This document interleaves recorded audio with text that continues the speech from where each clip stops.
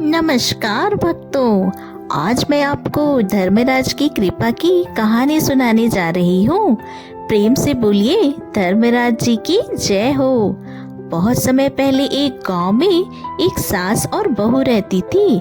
सास धार्मिक प्रवृत्ति की थी और प्रतिदिन धर्मराज जी की पूजा कथा बड़े नियम से करती थी।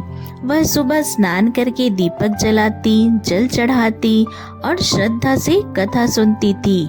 बहू जो है नई नई घर में आई थी, उसे गृह कार्य की चिंता रहती थी। वह सोचती थी इतना समय पूजा पाठ में क्यों नष्ट करना, काम धंधा ही सबसे बड़ा धर्म है।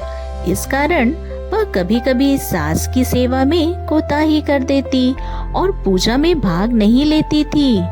एक दिन गांव में धर्मराज जी की विशेष कथा हो रही थी।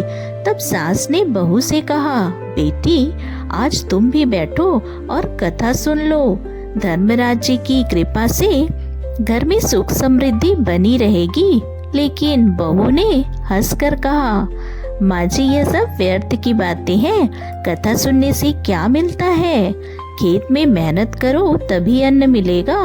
सास ने शांत से कहा, बेटी खेती और परिश्रम से अन्न तो मिलेगा, पर उसका सुख और फल तभी मिलता है जब भगवान की कृपा होती है, वरना अनाज होकर भी भूख नहीं मिटती। बहू ने तब भी बात नहीं मानी और अपने काम में लगी रही।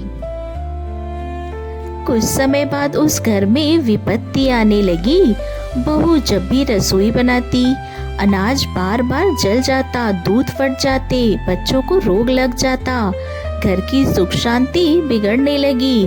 बहू परेशान हो गई। सास ने समझाया, बेटी यह सब धर्मराज जी परीक्षा ले रही है, यह सब धर्मराज जी की परीक्षा ही है। एक दिन आकर उसके नाम की कथा श्रद्धा से सुन लो, सब कष्ट मिट जाएंगे। बहू मजबूरी में तैयार हुई। वह सास के साथ बैठकर कथा सुनने लगी। कथा सुनते सुनते उसके मन में श्रद्धा जाग उठी और वह रो पड़ी। हे धर्मराज जी, अब तक मैंने आपकी शक्ति को नहीं पहचाना, मुझे क्षमा कीजिए। धर्मराज जी बहुत ही कृपालु हैं। जिस दिन बहू ने श्रद्धा से कथा सुनी और सास के संग मिलकर नियम लिया, उस दिन से घर की दशा बदलने लगी।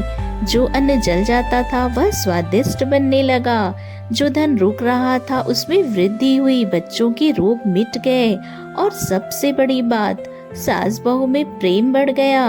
गांव के लोग कहने लगे, देखो धर्मराज की कृपा से कैसा सुख आ गया है इस घर में। अब सास बहू मिलकर नित्य नियम से धर्मराज जी की कहानी का निभाने लगी, जिसके फलस्वरूप उनको यह लोक में सुखों की प्राप्ति हुई और मरने के बाद स्वर्ग लोक का सुख मिला।